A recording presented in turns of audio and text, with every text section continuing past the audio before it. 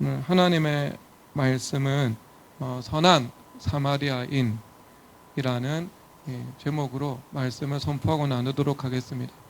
유대인 랍비 힐렐은요, 너에게 해로운 일을 다른 사람에게 하라고 하지 않는 것이 율법의 강령이요, 나머지 전부는 그 해석이다 라고 주장을 합니다. 옳지 않죠. 다른 사람에게 배를 끼치지 않는 것은 지극히 소극적인 계명이죠. 사랑의 동기가 아니라 이기적인 동기로 나도 다른 사람에게 피해를 끼치는 것이 싫기 때문에 나도 다른 사람에게 해를 끼치지 않는다라는 그 사고방식에 머물 수 있기 때문입니다. 오늘 이 하나님의 말씀은 그런 소극적인 사랑이 아니라 바로 예수님께서 우리에게 명령하신 이 적극적인 사랑의 의무를 말씀하고 있습니다. 오늘 이 율법 교사가 예수님께 시험하여 이르되 선생님 내가 무엇을 하여야 영생을 얻으리까라고 질문을 하고 있죠.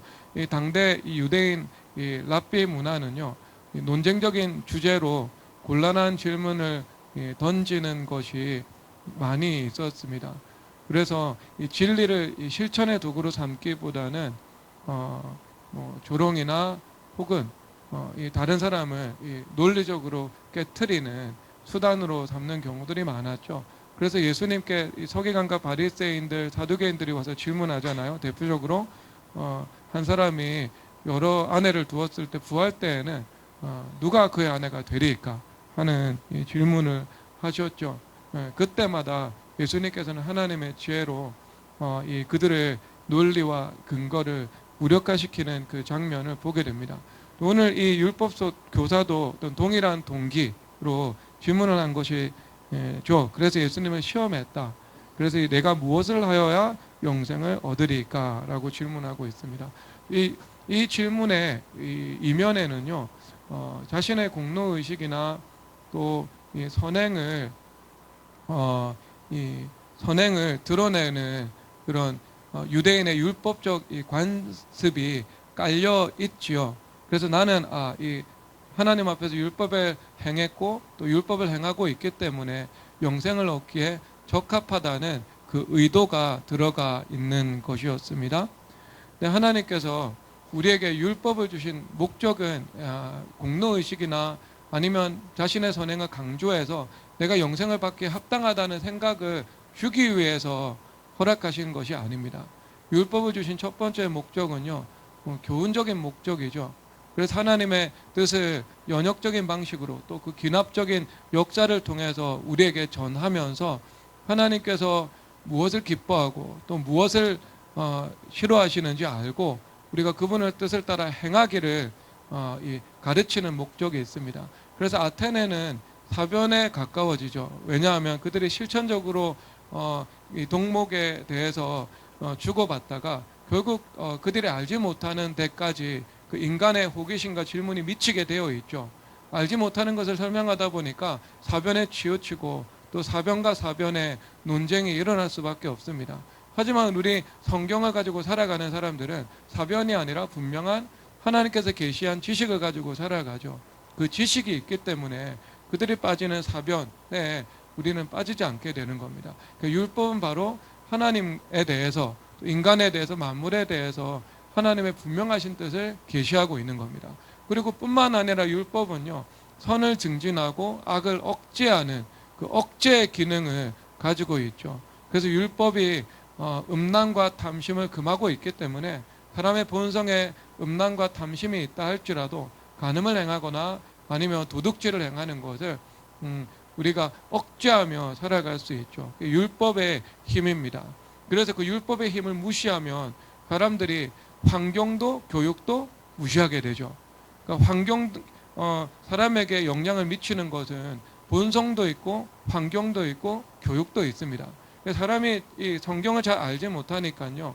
그 마크 트웨인의 인간이란 무엇인가라는 책에 보면 노인과 청년이 논쟁을 하거든요.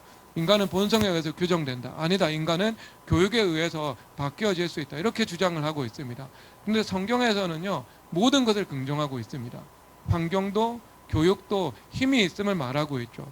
그것의 그 근본, 전제는 무엇이죠? 율법의 억제적인 기능인 겁니다. 선을 증진하고 죄악을 다스릴 수 있는 것. 그래서 그것이 율법의 힘이 있고, 율법의 힘이 있다면 교육도 그리고 환경을 조성하는 것도 중요하다는 사실들을 기본 지혜로 우리는 깔고 들어가야 되겠죠. 그리고 또 세 번째가 무엇이냐면, 이게 가장 중요한 건데요, 모든 사람들을 죄 아래 가둔다는 기능이 있습니다. 그래서 로마서 3장 19절에서 20절에 이렇게 말씀하시는데요, 우리가 알거니와 무릇 율법이 말하는 바는 율법 아래에 있는 자들에게 말하는 것이니 이는 모든 일을 입을 막고 온 세상으로 하나님의 심판 아래에 있게 하려 함이라 라고 말씀하고 있습니다. 우리가 율법을 다 지킬 수 없죠.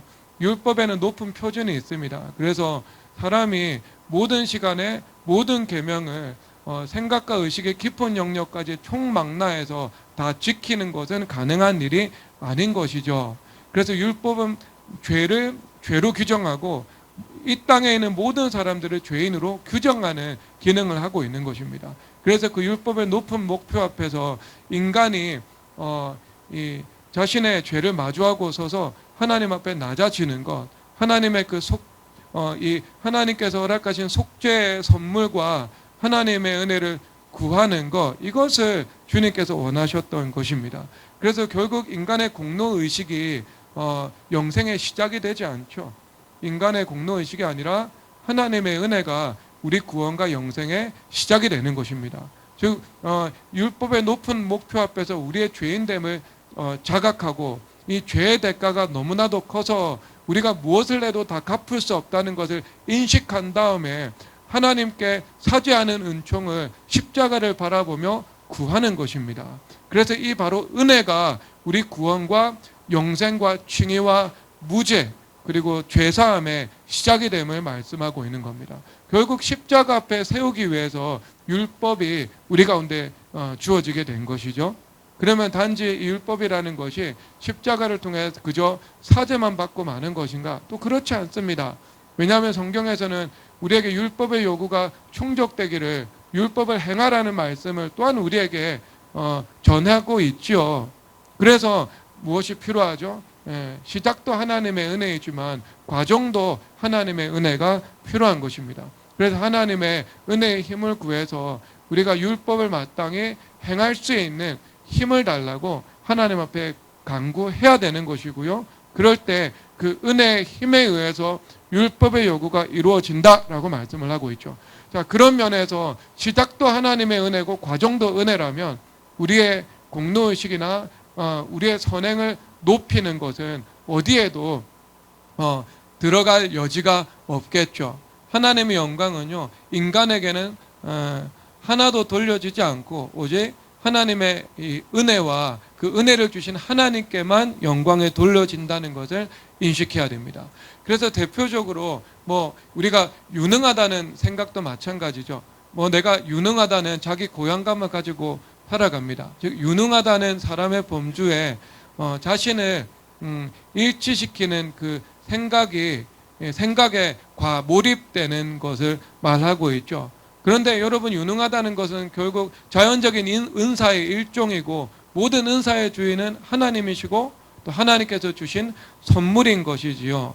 그러면 유능하다는 사실이 내가 주관적인 것이 아니고 또 객관적인 사실이라 할지라도요, 내가 내 자의식은 자유할 수 있어야 되죠. 그런데 나를 유능한 사람과 동일시해서 자기 고향감을 가지고 살아간다는 것 자체는요, 내가 이 공로의식, 그 공명심에 매여 있다는 것을 보여주고 있는 것이죠. 그래서 객관적이든 객관적이다 하더라도요, 내가 그 사실에 대해서 자의식이 자유할 필요가 있겠죠. 그런데 오늘 이 율법 교사는요, 자유하지 못했던 것 같습니다. 율법 교사는 랍비거든요. 그러니까 이스라엘 사회에서 그의 지식과 어떤 지적인 이 소양과 능력으로 사회에서 인정을 받는 사람이 랍비입니다. 그러니까 제자 없이 랍비가 될 수 없죠. 자신의 추종자를 거느리고 있었고 또 공적이고 또 다양한 채널을 통해서 자신이 가지고 있었던 율법에 대한 지식을 뽐낼 수 있었던 사람이 여기서 말하고 있는 그 율법 교사라는 사람입니다. 율법 교사라는 사람이죠. 그러면 여러분 이 사람은 적어도 율법을 행한다는 자의식, 자기의, 그 다음에 공로의식, 그리고 자기가 사회에서 존경을 받고 자신의 또 학문적인 능력과 은사들이 사람들의 인정을 받고 있다는 그 의식이 가득했던 거죠. 그러니까 하나님 앞에 나 같은 사람은 영생을 받을 수 있지 않겠습니까? 라는 의도를 가지고 영생을 얻기 위해서는 무엇을 행해야 하겠습니까? 라고 질문을 하고 있는 겁니다. 그래서 여기서 29절에서 이렇게 말씀하시네요. 그 사람이 자기를 옳게 보이려고 예수께 여쭤오되 그러면 내 이웃이 누구니까? 라고 말씀을 하고 있죠. 그래서 자신이 옳게 보이려는 그 마음이 있었음을 이 누가 사도가 보여주고 있습니다. 그러니까 우리가 이 말씀을 통해서는요, 이 하나님 앞에 내가 선을 행하고 율법을 따르는 의로운 삶을 살아간다 할지라도 내 자의식의 바탕 가운데에는 공로의식이나 아니면 자기 자신의 유능함에 대한 인식, 그로부터 나오는 고향감으로부터 완전히 자유해야 하는 것을 말씀하고 있습니다. 그건 주님 앞에 회개해야 되는 내용입니다. 그런데 회개도 단번에 회개가 아니고요. 부단히도 보혈의 능력으로 죄와 싸워 이겨야 그 의식의 자유가 이루어지는 것이죠. 그래서 여러분 하나님께서 허락하시는 일이 무엇입니까? 하나님의 아카데미아죠. 하나님의 학교라는 것이 늘 존재합니다. 하나님의 학교를 통해서 하나님께서 우리를 징계하시고 훈련하셔서 이 하나님 앞에서 그는 흥하여야 하겠고 나는 쇠하여야 하리라는 그 겸손의 사람으로 주님께서 우리를 만들어 나가시는 것입니다. 근데 여기서 두 번째인데 내 이웃이 무엇이 누구이니까 라고 질문을 하고 있죠. 여러분 유대인들이 일반적으로 생각하는 그 이웃의 범주는요 동료 유대인입니다. 그리고 거기서 조금 교만한 사람은요 동료 바리새인까지 이웃이라고 생각하죠. 그리고 좀 더 이기적인 사람은요 자신의 친족 네트워크의 범위 안에 있는 사람까지 이웃이라고 생각할 겁니다. 그러니까 협소한 그 이웃의 그 범위를 규정해 놓고요 그 경계선 밖에 있는 사람들은 내가 멸시하고 무시하는 그 태도를 유대인 율법주의자들은요 다분히 가지고 있었습니다. 그래서 심지어 우리 존경하는 대사도들께서도 복음을 전하는 그 시작하는 그 당시에는요 그 유사한 의식을 가지고 있었죠. 그래서 내가 이방인된 너희들과 식사하는 것은 위법인 줄 알지만 내가 하나님께서 가라고 해서 왔다 이렇게 말을 하고 있는 거죠. 예수님께서 이방인 그리고 세리와 죄인에게 은혜를 베푸신 것을 보았지만 이 뿌리 깊은 잠재의식 가운데 들어가 있는 그 뿌리 깊은 그 분리의식 때문에요 유대인이 아닌 사람은 멸시하고 있는 그 모습을 이 초대교회 사도들의 그 초기의 모습에도 나타나고 있는 것을 보게 되는 거죠. 여러분 이런 일들은 사실 우리가 좀 제3자의 입장에서 제자를 보니까 좀 우리는 그 문제에서 좌여한 것 같죠. 아닙니다, 여러분. 이것은 역사적으로 허다하게 등장해 왔습니다. 여러분 대표적으로 독일인의 홀로코스트가 있었잖아요. 유대인 600만 명을 학살했는데 그 학살한 사상적 배경에는요. 그 우생학적인 인종주의와 진화론이 있었습니다. 그것이 나치즘을 정당화했잖아요. 그래서 우월한 그 게르만 민족은 보존되어야 하고 진화론의 관점에서 열등한 슬라브인이나 아니면 유대인들은 총서되어야 한다고 생각을 했습니다. 그래서 그들이 어떤 내면의 분노심만으로 그 일을 한 것이 아니고요. 그 분노심에 어떤 정신을 주입할 수 있는 그들의 어떤 사상적 정당화가 분명히 있었던 거죠. 자, 그런데 여러분 그들이 그 홀로코스트의 끔찍한 결과를 보고 그들의 역사적인 그 독특적인 각성이 일어난 것은 분명한 사실입니다. 그래서 국제사회 평판도 있기 때문에요. 기회가 있을 때마다 그들이 사죄를 하고 있죠. 그러면 저는 생각하는 거죠. 저들이 정말 의식구조의 내밀한 부분까지 바뀌었는가? 라고 하는 의문을 가지고 있습니다. 여러분, 세상 사람들이 그런 말 많이 하지 않습니까? 사람은 안 바뀐다고요? 여러분, 사람이 안 바뀐다는 말에 대해서 동의하십니까? 동의하지 않습니까? 저는 기독교적 관점에서 동의하지 않지만 세상적 관점에서는요 동의합니다. 왜? 세상에서는요 사람이 안 바뀝니다. 사람은요 딱 두 가지 통로를 통해서만 바뀔 수 있습니다. 첫 번째가 중생이고요, 두 번째가 회개입니다. 중생이라는 것은 성령 하나님께서 우리 안에 들어오셔서 우리에게 새로운 존재로 우리를 바꾸어 주시는 겁니다. 거듭나게 하시는 거죠. 그래서 여러분들이 예수님을 믿는 믿음이 있다는 것은요, 세상에서 하나님과 하나님의 의로 방향이 전환되었음을 말하고 있는 거죠. 그것은 성령 하나님께서 여러분 안에 들어오셔서 여러분들을 중생케 하셨기 때문에 나타난 결과입니다. 방향 전환인 거예요. 세상에서 하나님께로 돌아오는 것. 여러분, 이 중생을 통해서 사람은 1차적으로 바뀝니다. 그리고 2차적으로 주님께서 우리를 끊임없이 바꿔 나가시는 수단은요, 우리의 회개입니다. 그래서 우리가 의지적이고 의식적으로 주님 앞에 회개할 때 우리는 죄를 버리고 하나님의 선을 따르는 삶을 살아가게 되는 것이죠. 그래서 중생과 회개만이 사람을 바꿀 수 있습니다. 자, 다시 말씀드리면 중생과 회개 없는 사람의 변화는 없는 거예요. 그러면 그들이 도덕적 각성이 일어났죠. 학교에서 나치즘을 배격하는 교육을 하고 있죠. 그것은 무슨 힘이에요? 율법의 힘인 거예요. 율법에 억제하는 기능으로 나치즘과 같은 망령이 되살아나지 못하도록 교육은 하고 있는 거예요. 하지만 그들의 심층 의식 가운데 있는 인종차별의 깊은 사고 구조는요, 바뀌었습니까? 안 바뀌었습니까? 안 바뀝니다, 여러분. 그것은요. 왜냐하면 제가 독일인의 역사를 볼 때 그들이 2차 세계대전 이후에 중생과 회개로 하나님 앞에 나아갔다는 증거를 본 적이 없습니다. 일부는 나아갔겠지만 전면적인 회심의 역사가 그 땅에 일어났나? 일어나지 않았거든요. 그러면 여러분, 그 사람들 가운데 뭐가 있겠어요? 인종차별의 내밀한 의식이 숨어 있는 거예요. 그래서 김민재 선수가 아무리 축구를 잘해도요, 독일의 언론에서는요 계속 비판하고 있는 거예요. 비판하고 있는 거예요. 왜? 인종차별 의식이 있거든요. 에릭 다이어가 못하는 선수인데요, 그런데 계속 칭찬을 하고 있어요. 여러분, 그게 왜 없지 않겠습니까? 그 내면 세계 가운데에요. 그래서 우리 이영욱 집사는 독일에서 10년 동안 유학하면서요, 막 허다하게 인종차별을 겪었다고 말을 하더라고요. 그러니까 여러분, 있는 거죠. 그러니까 그 의식, 독일인과 독일인이 아닌 사람, 이렇게 분리를 하고 있는 거죠. 그러니까 제가 독일인 이야기를 역사적으로 이야기를 했지만, 여러분, 이것은 그런 의식이 우리 안에서도 살아 숨쉬고 있을 수 있잖아요. 그렇죠? 그래서 뭐 서울대 우월주의, 그래서 서울대에서 학문을 배운 사람과 비서울대에서 학문을 배운 사람, 그래서 그런 우월의식을 가지고 그렇지 못한 사람들을 그 이유만으로도 폄론하고 깎아내리고, 그런 사람들을 우리는 보지 않겠습니까? 그러니까 이것은 사람들이 가지고 있는 그런 이 면이죠.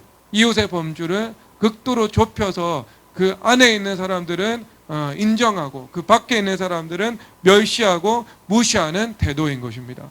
그래서 예수님께서 그것을 아시고 그들의 의식 구조를 어떤 해체하고 재구성하기를 원하셨던 것이죠. 그래서 예수님께서 말씀하십니다. 30절 다 함께 읽겠습니다. 시작. 예수께서 대답하여 이르시되 어떤 사람이 예루살렘에서 여리고로 내려가다가 강도를 만나매 강도들이 그것을 벗기고 때려 거의 죽은 것을 버리고 갔더라. 아멘. 자, 여기서 예루살렘은 해발 고도 800m입니다. 여리고는 해발 고도가 마이너스 200에서 300m 정도 됩니다. 그러니까 한 20km 정도 되는 거리를 1000m 정도 내려가는 길이죠. 그러면 얼마나 이 험하고 또 꼬불꼬불하고 또 강도들이 숨을 곳도 많이 있고 그리고 이 범죄를 당할 수 있는 그런 사각지대도 얼마나 초소초소에 존재했겠습니까? 그래서 어떤 유대인이 예루살렘에서 여리고로 내려가다가 강도를 만나서 거의 죽게 되었다라고 말씀을 하고 있습니다. 자, 그 상황에서 31절인데요. 마침 한 제사장이 그 길로 내려가다가 그를 보고 피하여 지나가고 말씀하고 있습니다. 제사장이 그를 보고 피해서 지나간 거죠. 그러면 이것은 좀 우리가 그냥 매정하다 이렇게만 보지 마시고 그들이 이런 생각을 하게 된, 이런 행동을 하게 된 이 사상적이고 이 의식 구조의 배경이 있지 않겠습니까? 근데 어디서 보면 알 수 있는가? 여러분 레위기 22장 4절로 찾아가 보도록 하겠습니다. 레위기 22장 4절.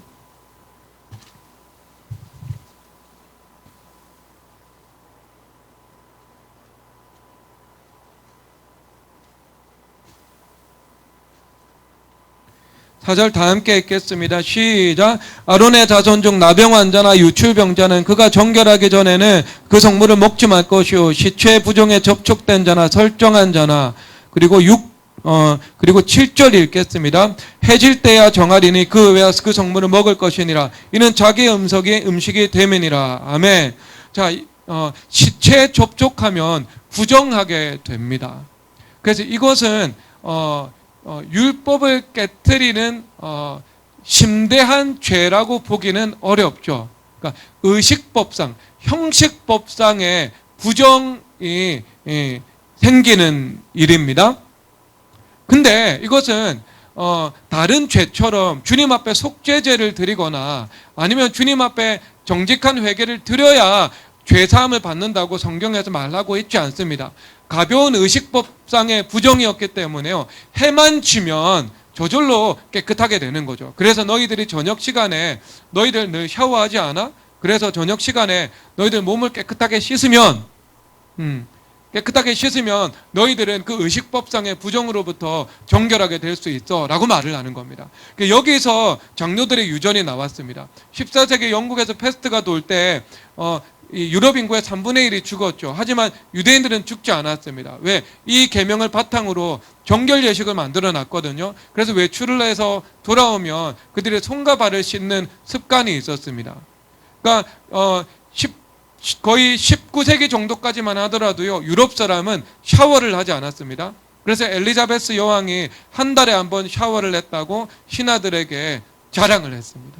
자랑. 그러니까 엘리자베스는 한 달에 한 번 샤워하는 사람입니다. 지저분한 사람인 거죠. 근데 이 샤워 문화는요, 20세기 미국에서 전 세계로 전파된 거예요. 미국에서 이 청결 문화가요. 그런데 사실상 이 청결 문화의 문헌적인 시초는 어디에 있는가? 성경에 나와 있는 거예요. 성경에서 자, 너희들이 이제 바깥 출입을 하다 보면 어디서 시체를 접촉했는지 모르고 어느 땅을 지나가다가 너희들이 무덤을 밟았는지 모르지. 그러니까 저녁에 돌아와서 너희들이 늘 샤워를 하게 되면 이런 의식법상의 부정으로부터 너희들이 언제나 정결함을 입을 수 있다라고 말씀을 해놓은 거죠. 그래서 그것을 그들이 해석을 해서 장로들의 유전이라는 정결 예식을 만들어 놓았고 지금까지 그 습관이 이어지고 있는 것을 말하고 있습니다. 자, 그러니까 여러분, 근데 좀 과도하게 생각한 거죠. 그러니까 무거운 죄가 아니고요, 가벼운 의식법상의 부정인 거예요. 그런데 이것을 당대 탈무드에서 어떻게 말을 하고 있냐 하면은 당시 바리새인들은요, 자신의 그림자가 시체에 닿기만 해도 부정하게 된다고 어떤 과도하고 강박적이고 그 세세한 인간이 만든 계율을 만들어 놓고 있었던 겁니다. 그래서 그 사람이 만든 계명에 매어서 이 종노릇하고 있었던 거죠. 그래서 이 제사장이나 레위인이 보고 지나갔다는 건 뭐냐 하면은 그들이 나름대로 마음에 뭐 사람을 불쌍히 여기는 마음도 있었을지는 모르겠지만 그 유대인의 율법주의 사회와 그들이 가지고 있는 탈무드 전통이 그들에게 주입시켜 놓은 교육의 결과였을지도 모르는 거죠.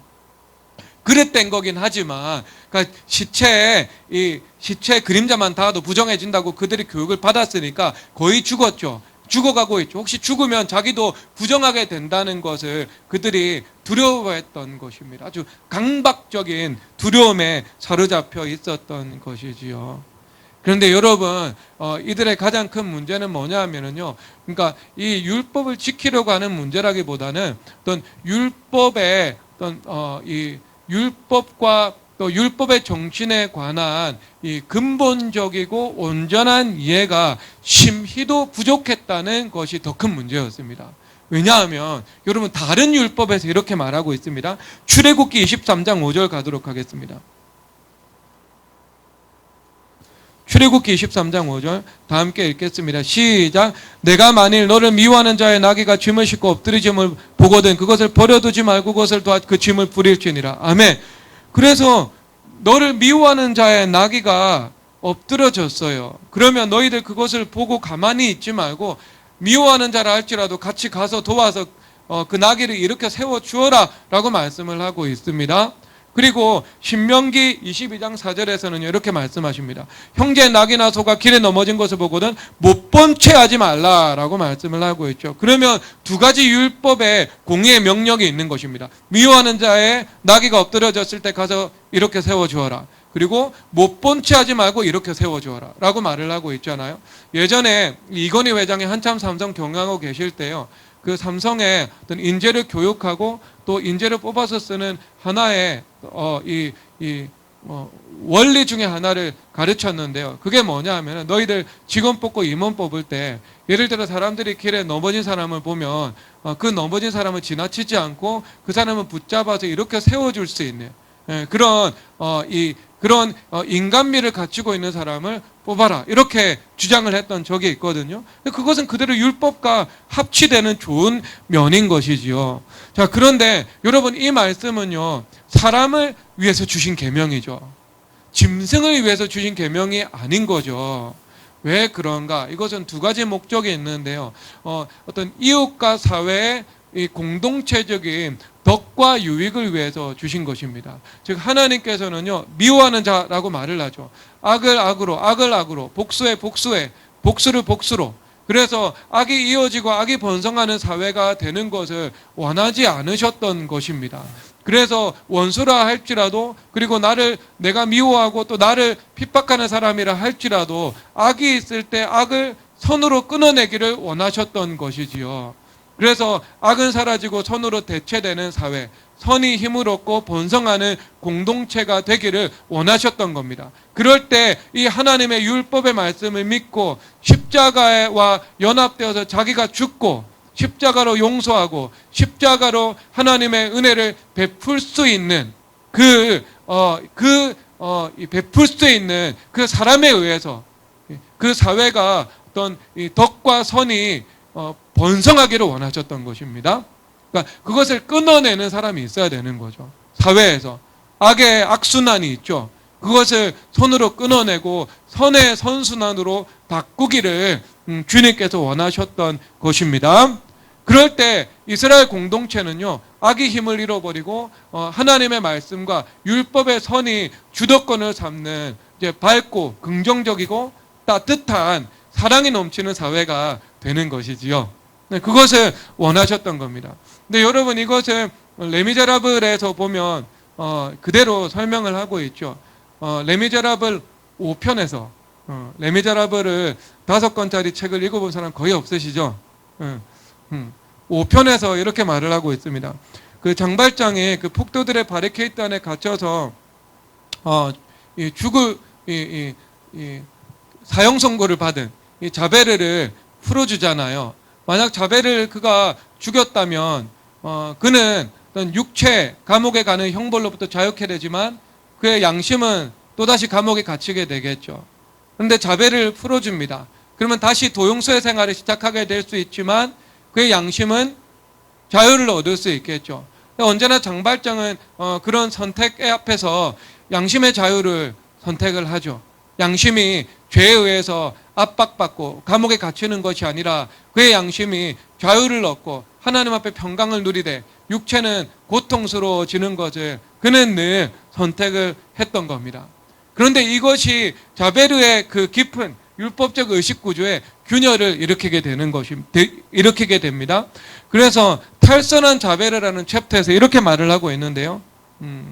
빅토르 위고가 한 가지가 그를 놀라게 했는데 그것은 장발장이 그를 용서했던 것이고 한 가지가 그를 아연질색해 했는데 그것은 자베르 그 자신이 장발장을 용서했던 것이다 말하고 있는 겁니다. 그러니까 장발장의 용서가 그 완악하고 완고했던 자베르의 용서를 이끌어낸 것을 보여주고 있는 거죠. 그러니까 여러분, 이것이 선으로 악을 이기는 이 기독교적인 승리입니다. 자, 그리고 2차적으로는요, 그것은 바로 자기 자신의 유익을 위한 것이죠. 그러니까 우리가 이런 행실을 통해서 어떤 자신의 성품이 점점 잔인해지는 것이 아니라 어떤 율법과 조화를 이루는 그런 하나님을 사랑하고 이웃을 사랑하는 것이 율법의 정신이라고 말을 하고 있죠. 즉 율법의 정신과 합한 성품으로 점점 가꾸어져 나가는 것입니다. 그래서 하나님께서는 언제나 우리의 선한 성품의 복을 내리시죠. 그래서 하나님께서 우리가 이 십자가의 용서와 사랑과 긍휼을 선택하는 것을 통해서 언제나 우리의 성품이 아름답게 가꾸어지는 것을 원하셨고, 그리고 그 성품의 기반에서 하나님께서 복을 내리시기를 원하셨던 것입니다. 그런 면에서 이웃을 사랑하는 일은 곧 자기 자신을 사랑하는 일임을 우리는 알 수 있습니다. 다시 이 누가복음 10장으로 돌아가도록 하겠습니다.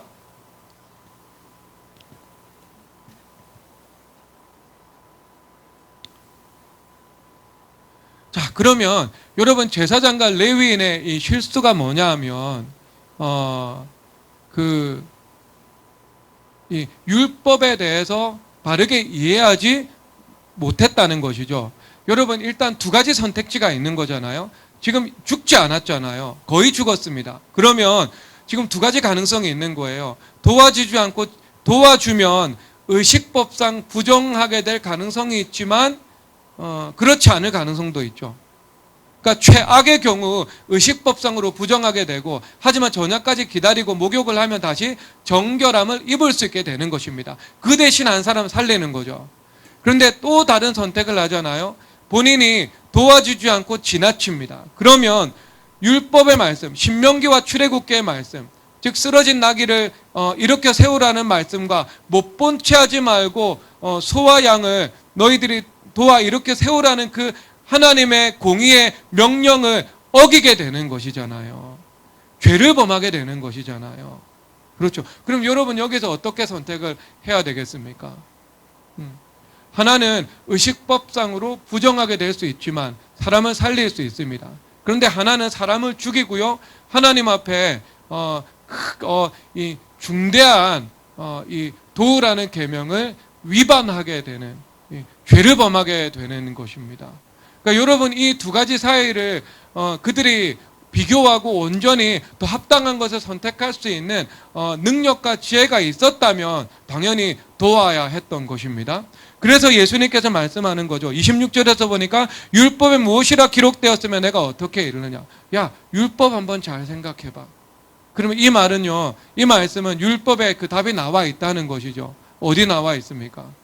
다윗과 제사장 아비멜렉의 관계에서 나오잖아요. 다윗이 사울 왕에 쫓겨가지고요, 다급하게 성막에 찾아갔습니다. 그 성막을 지키고 있던 당시 대제사장이었던 아비멜렉이요, 어쩐 일로 찾아왔느냐라고 말을 합니다.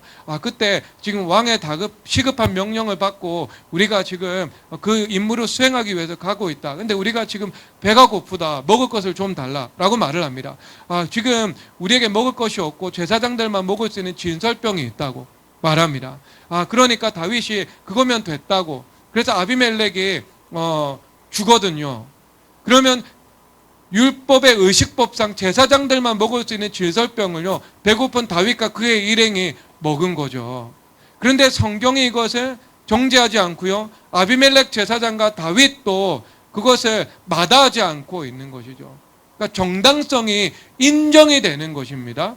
그러니까 이 말씀이 무엇인가? 이것은 율법을 경홀히 여기는 것이 아니라 그만큼 우리가 이런 다급한 상황 속에서 이웃을 도와주는 것이 더 큰 계명에 순종하는 것임을 말씀하고 있는 겁니다. 그래서 당시 이 유대인 랍비들은요, 이런 이 유사한 삶의 이슈들이 있잖아요. 그 율법의 두 가지가 충돌하는 딜레마의 문제가 있잖아요. 그럴 때 그들이 명쾌하게 해답을 내놓습니다. 더 큰 계명 지켜야 된다라는 거죠. 그러니까 제가 좀 더 쉽게 설명을 하도록 하겠습니다. 여러분, 시내 나가면 버스 전용 차로 있잖아요. 버스만 주행하는 것이 합법이죠. 하지만 화재가 났을 때 소방차도 이용하기도 하죠. 그리고 어떤 시급한 그 환자가 있을 때 그 생명과 사명의 갈림길에 있을 때 앰뷸런스 운전기사가 과감하게 버스 전용 차로를 달리기도 합니다.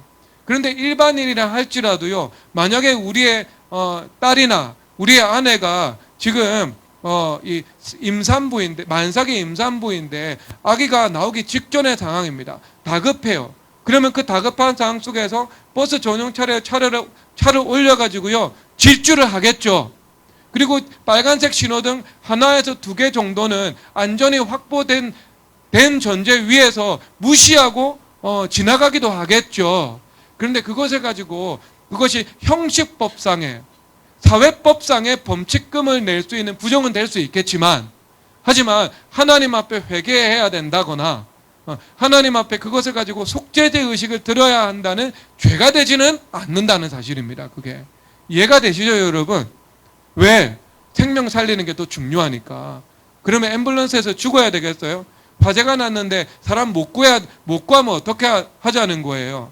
그리고 만삭의 임산부인데 그 고통 가운데 있는데 빨리 병원에 도착해야 아이를 안전하게 우리가 출산할 수 있는 것이지 않겠습니까? 그러니까 이 생명을 구하는 더 귀하고 더 다급한 순간 가운데에는 이런 어떤 의식법상 그리고 형식법상의 부정은 우리가 용납된다는 것을 말씀을 하고 있는 것입니다.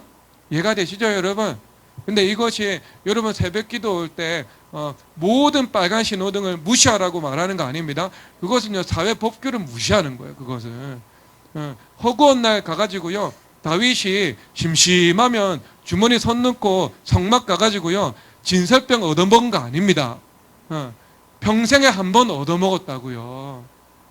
그러니까 이런 다급한 상황 속에서, 이런 위기 일발의 상황 속에서 특단의 조치를 취할 때 이것이 회개해야 되는 상황이 아니고 이것이 용납받을 수 있다, 이것을 말씀을 하고 있는 겁니다. 그러니까 지금 이 제사장과 레위인은요, 율법에 대한 이 풍성한 이 지혜와 어떤 하나님을 사랑하는 온전한 지식에 입각한 분별력이 없었던 것이죠. 여러분이 강박적으로 매여 있으면은요, 이렇게 됩니다. 강박적으로 매여 있으면은요, 사람이 점점 이런 모순에 빠지게 되는 거죠. 그러니까 방역 수칙 할 때, 방역 수칙 나왔을 때요, 어떤 큰 틀에서 무엇을 지킬지 말지를 제시해주면 되는데요, 스포츠 피트니스 클럽에서 BTS의 음악은 되고 블랙핑크의 음악은 안 된다고 이야기를 하잖아요. 그게 자기 모순이거든요. 그러니까 강박적인 모순에 빠져서 이러지도 못하고 저러지도 못하고 이래도 불안하고 저래도 자유하지 못한 일들이 벌어지는 거죠. 그러니까 이것은 다 율법이 율법의 정신을 망각한 채 인간이 만든 세세한 계율을 가지고요, 스스로 옥죄었기 때문에 나타나는 그릇된 현상이었던 것이죠. 그러니까 율법의 정신을 버리고 사람이 만든 계명을 추구하는 오류를 말하고 있는 것입니다. 그래서 율법은요, 결국 하나님께서 우리를 위해서 주신 것입니다. 우리의 안전과 우리의 행복, 우리의 복을 위해서 하나님께서 허락하신 것임을 인정하고 우리가 율법의 정신에 순종해야 함을 말씀하고 있습니다. 자, 그러면 누가 도와주었는가? 33절 읽겠습니다. 시작. 어떤 사마리아 사람은 여행하는 중 거기 이르러 그를 보고 불쌍히 여겨. 자, 사마리아인이 누군지 아시죠? BC 721년에 아수르 제국이 북이스라엘과 사마리아를 멸망시킵니다. 그리고 그들이 취한 정책이 아주 강압적인 이주 정책이었거든요. 이 본토와 백성을 분리시키는 악한 정책을 펼쳤습니다. 그러니까 지금 연해주에 있었던 고려인들을 이 스탈린의 소련이 이 중앙아시아 쪽으로 강제 이주를 시키잖아요. 그래서 이 다른 풍토와 다른 인종 집단 속에서 살아가는 어떤 비인간적인 만행을 저질렀거든요. 그러니까 그것은 아수르가 어떤 이 피지배 민족의 입지를 약화시키고 자신의 이 권력을 강화시키기 위한 인본적인 수단이었던 것입니다. 그런데 역설적이지만 아수르 그리고 페르시아, 바벨론 세 잠재력 있는 강대국 중에서요, 아수르가 가장 먼저 몰락하게 되었습니다. 그러니까 바벨탑을 열심히 쌓으면 쌓을수록요, 그것은 망주가 된다는 것을 단적으로 보여주는 역사적인 증거인 것입니다. 그래서 북이스라엘 백성들을요, 이 근동 전역으로 옮기고요, 그리고 그 메소포타미아나 아니면 바벨론에 있었던 다른 이 피지배 민족을요, 사마리아 땅으로 이주를 시킵니다. 그리고 BC 3세기에는 알렉산더 대왕이 마케도니아 이 자국민들을요, 이 사마리아 땅으로 이주시킵니다. 그러니까 다양한 그 하이브리드, 이 잡종 혼혈 민족이 이 등장을 한 거죠. 그래서 정통 유대인도 아니고 이방인도 아닌 이방인과 이스라엘 사람이 서로 이 피가 섞인 새로운 혼혈 민족이 등장했습니다. 그러니까 정통 유대인의 관점에서 볼 때 얼마나 이 환멸스러웠겠습니까? 그래서 유대인은 이 사마리아인을 핍박하고 멸시하고 또 존중하지 않았죠. 그 사실을 잘 알고 있었던 사마리아 여인이 당신은 유대인인데 어찌 사마리아의 여자인 나에게 말을 겁니까? 상종도 하지 않았던 것을 드러내고 있습니다. 자, 그러면 사마리아인의 관점에서는요, 평소 자신을 냉대하고 멸시하던 유대 민족이었던 것입니다. 여러분 그동안 핍박받고 저주받았던 거 생각하면 여러분 이 상황에서 도와주지 않아도요, 아무도 문제 삼지 않을 겁니다. 뭐 그럴만하다고 하겠죠. 그런데 그럼에도 불구하고요, 그가 도와주죠. 도와주는데 기름과 포도주를 상처에 붓고 싸매고 그 다음에 주막으로 데려가서 돌보아주죠. 근데 거기에서 그치는 것이 아니고 심지어 35절에서 주막 주인에게 데나리온 둘을 내어주며 이 사람을 계속 돌보아서 언제 반드시 살려내라 라는 요구까지 하게 되는 것입니다. 데나리온 둘은 오늘날 화폐 가치로는 약 한 20만 원 정도입니다. 그냥 이 생면부지의 이웃에게 베풀기에 적은 액수라고 볼 수는 없겠지요. 여러분, 그래서 이 말씀을 통해서 하나님께서 두 가지를 가르치시는데요. 첫 번째가 무엇인가? 유대인들이 가지고 있던 그 이웃의 세계관을요, 또 혁명적으로 부수고 확장시키죠. 그래서 심지어 원수에게까지 이웃의 지평을 확장시키고 있습니다. 그러니까 우리가 일본 선교 가는 것, 그 다음에 중국 선교 가는 것도 마찬가지입니다. 그래서 선과 악에 대한 옳고 그름의 분별은 우리가 분명히 있어야 하는 것이지만, 이것을 흐리게 해서는 안 되지만, 우리가 원수를 사랑하는 것처럼 하나님께서 말씀하신 그 선교의 명령을 감당해야 함을 말씀하고 있습니다. 그러니까 일본 선교도 할 수 있고, 그리고 중국의 영혼도 사랑하고 선교할 수 있습니다. 그래서 하나님께서 욥에게 말씀하시잖아요. 그를 정죄하고 비방한 세 친구를 위해서 기도를 드리라고. 그러면 기도 드리라는 것은 그 세 친구를 주님께서 사죄하기 위한 목적도 있는 것이지만, 그것은 욥의 성품을 위한 것이죠. 욥이 그 정죄하고 비방한 세 친구를 위해서 기도할 때 그들을 사랑하고 긍휼히 여기고 그들을 용서하게 되는 것이죠. 그래서 이런 성품의 바탕 가운데 하나님께서 욥의 인생의 부활과 그 갑절의 축복을 허락하실 수 있음을 말씀하고 있는 것입니다. 그래서 우리가 여러분 십자가와 연합할 때는 연합해서 내가 죽어야 됩니다. 십자가의 용서를 해야 될 때는 십자가의 용서를 해야 되는 것이죠. 그런데 그것은 그 이웃을 위한 길이기도 하지만 결국 자기 자신의 복스러운 성품을 위한 일입니다. 이것이 하나님의 율법에 합한 성품이 되는 것이고요, 하나님께서 복 주시는 우리의 공의, 하나님의 은혜로 세워진 우리의 공의가 되는 것을 말씀하고 있는 것입니다. 그래서 우리가 어떤 이웃이 되어야 하는가? 우리가 이처럼 나를 핍박하고 저주하고 멸시하던 사람이라 할지라도 기회가 주어진다면 은혜와 자비를 베풀어야 하는 것을 말씀합니다. 그렇게 우리가 그것은 하나님께서 이 기회가 주어질 때 해야 되겠죠. 기회가 주어질 때, 기회가 주어질 때 해야 될 것입니다. 자, 근데 물론 이것은요, 여러분 성령 하나님을 따라 행해야 되는 것은 분명한 사실입니다. 왜냐하면 우리에게 하나님께서 주신 시간과 육체와 어떤 물질이 있잖아요. 그러면 우리가 그것을 요긴하게 사용해야 되고 적절하게 사용해야 되잖아요. 무분별하게 써서는 안 되는 것이죠. 그래서 이것은 철저하게 성령 하나님을 이런 일반 은혜, 일반 원리에 입각해서 성령 하나님을 따라 행해야 된다는 그 과제가 하나 더 우리에게 주어지는 것이죠. 그래서 이렇게 말씀하고 있습니다. 31절에서요. 읽겠습니다. 시작. 마침. 아멘. 자, 여기까지. 마침이라고 말씀하고 있죠. 이게 by chance라는 영어인데요. 이것은 무엇이겠습니까? 마침. 성경에서 마침 이렇게 말씀하시는 것은요. 이 만남은 우연이겠습니까? 아니면 필연이겠습니까? 필연이죠, 여러분.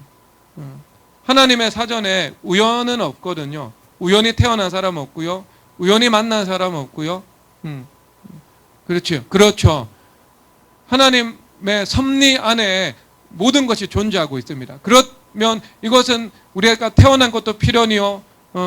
우리가 삶을 살아가면서 마주하는 모든 사람도 필연의 속성을 가지고 있음을, 그 만남의 속성을 가지고 있음을 우리는 이해해야 되겠죠. 그래서 여러분 그 하나님께서 우리를 인도하시는 그 만남 가운데에서 우리는 은혜를 베풀고 선을 행하며 살아갑니다. 그래서 요한일서 4장 20절에서 이렇게 말씀하시는데요. 누구든지 하나님을 사랑하노라 하고 그 형제를 미워하며 이는 거짓말하는 자니 보는 바 그 형제를 사랑하지 않는 자는 보지 못하는 바 하나님을 사랑할 수 없느니라. 아멘. 그래서 보는 바 그 형제를 사랑하는 것이 보지 못하는 바 하나님을 사랑하는 것이다 라고 말씀을 하고 있는 겁니다. 그래서 이것은 뭐 추상적이거나 아니면 거대한 온 인류를 사랑한다는 맥락 속에서 이해해야 되는 것은 아니죠. 그래서 여러분 그 소련의 이렇게 이 볼셰비키 혁명을 이룬 레닌에 대해서 모던 타임즈에서 이렇게 말을 하고 있더라고요. 막심 고리키에게 쓴 서신에 이런 말이 있습니다. 레닌의 한 말이에요. 여러분 동일했는지 동일하지 않는지 한번 읽어보십시오. 음악을 들으면 어리석게도 다른 다정한 말을 하고 싶고 이 비참한 지옥에 살면서 이런 아름다움을 창조해낸 사람의 머리를 쓰다듬어 주고 싶어집니다. 그래서 저는 음악을 듣지 않습니다. 여러분 동의가 되십니까? 여러분 레닌이 음악을 듣지 않는 사람이요 사회주의 혁명 해가지고요 수용소 만들어서 수십만 수백만의 백성들을요 학살한 거예요. 학살한 거. 음악이 얼마나 좋아요. 하나님께서 음악을 통해서 영광 받으시잖아요. 그렇죠? 하나님께서 지저귀는 새의 소리도 하나님의 영광의 음악이죠. 바다의 파도 소리도 영광의 음악이죠. 세차게 내리는 빗소리도 하나님의 영광의 음악이죠. 하나님께서 비와 바람과 바다 소리를 통해서 하나님께서 영광 받으시고요. 우리 가운데 태초의 음악에 태초의 음악을 시연하고 계시잖아요. 근데 그것을 하나님께서 주시는 그 음악적 은사로 우리가 이 멜로디로 교향곡으로 창조해내는 것이지 않겠습니까? 그렇죠? 그러면 음악적 은사를 하나님께서 우리 가운데 부여하셨다면 이 세상이 각양각색의 소리로 가득 차 있다면 하나님은 음악을 통해 하나님께 영광 올려드려야 하는 바이고 음악을 누리면서 하나님께 영광 올려드릴 수 있는 것이지 않겠습니까? 그렇죠? 여러분 악기 중에 어떤 음악 소리가 제일 좋아요? 악기 중에서 저는 오늘 음악 소리를 들어보니까요 첼로 소리가 가장 듣기 좋은 것 같아요. 왜냐? 첼로 소리가 가장 이 저음 부분을 울리면서 이 전체를 돋보이게 만드는 것 같아요. 그러니까 이 포스트 바이올린은 어떤 영광 받잖아요. 그렇죠. 영광을 받는다면 첼로는 그것을 뒷받침하면서 그 음악이나 교향곡 전체를 힘있게 만들어 주지 않습니까? 우리의 심장을 울리기도 하면서. 그래서 저는 첼로가 제일 좋은 악기라고 생각합니다. 그렇죠. 그는 흥하여 하겠고 나는 사하리라. 바이올린의 영광을 위해서 기꺼이 이 베이스와 바리톤의 음역을 감당하면서요 이 전체에 힘을 실어주는 역할을 하는 거죠.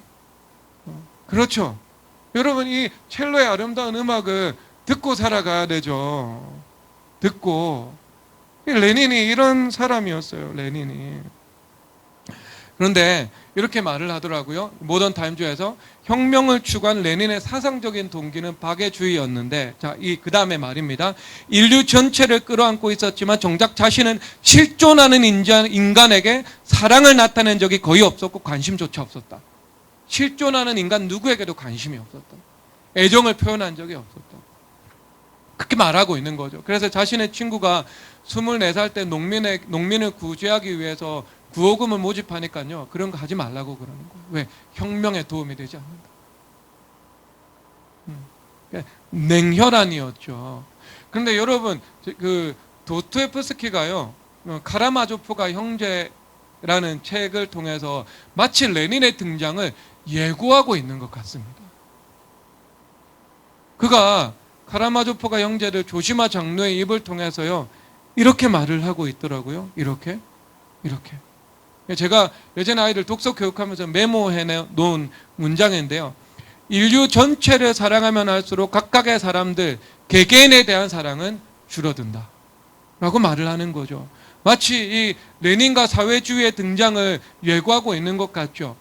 인류애를 외치면서 수용소를 만들어서 수십만 수백만을 고통에 빠지게 하고 학살했던 이 파멸적 이데올로기를 보여주는 것 같습니다. 그러니까 그가 이 사회주의에 대해서요, 이 이야기를 하고 있거든요. 카라마조프가 형제를 통해서요. 그러니까 이 연결되죠, 그렇죠. 도스토옙스키와 레닌. 그러니까 우리는요, 보는 바 형제를 사랑해야 하는 것입니다. 보는 형제. 우리 지우가 플룻을 배우는 그 선생님이 계시거든요. 이 선생님이 아주 어릴 때요, 다리를 못 쓰게 되는 병에 걸렸대요. 이 자연적으로 그냥 그대로 내버려 두면 다리를 못 쓰게 됐대요. 근데 그것을 알고 당시 사랑의 교회 출석하고 있었는데요. 사랑의 교회에서 함께 공동체 생활을 하던 성도들이요, 매일같이 모여서 기도회를 드렸대요.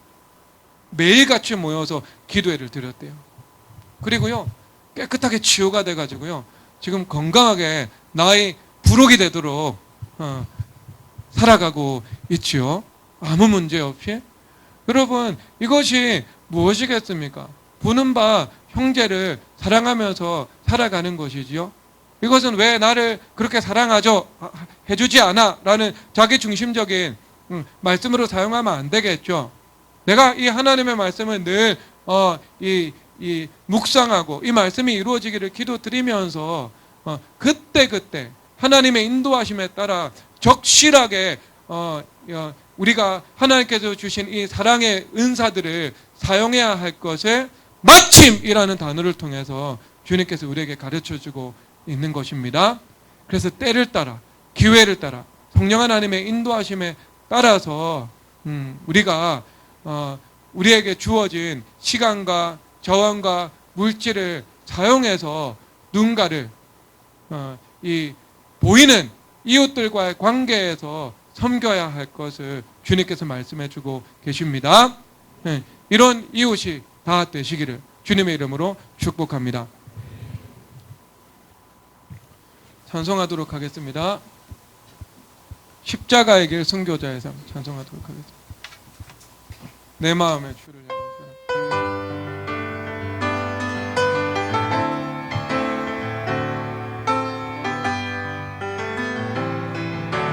내 마음의 주를 향한 사랑해.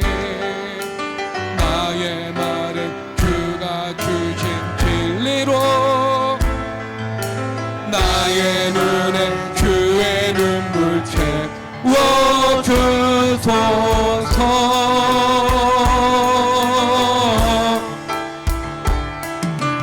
내 입술에 찬양의 향기가 두 손에는 주를 닮은 섬김을 나의 삶의 주의 음정 닿게 하소서.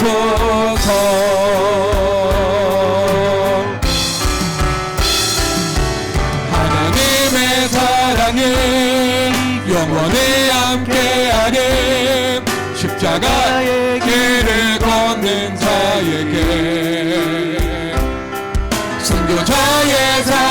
사는 이에게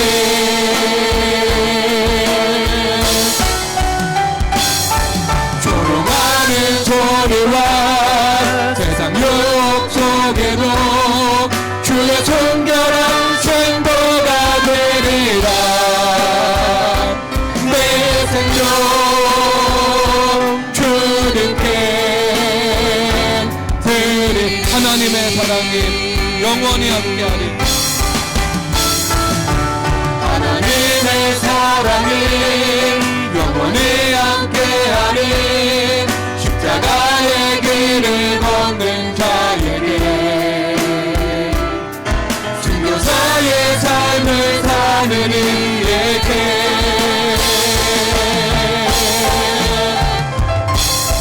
조롱하는 소리와 세상 유혹 속에도 주의 정결한 생도가 되리라. 내 생명 주님께. 마지막 하나님의 사랑이 영원히 함께하리. 하나님의 사랑이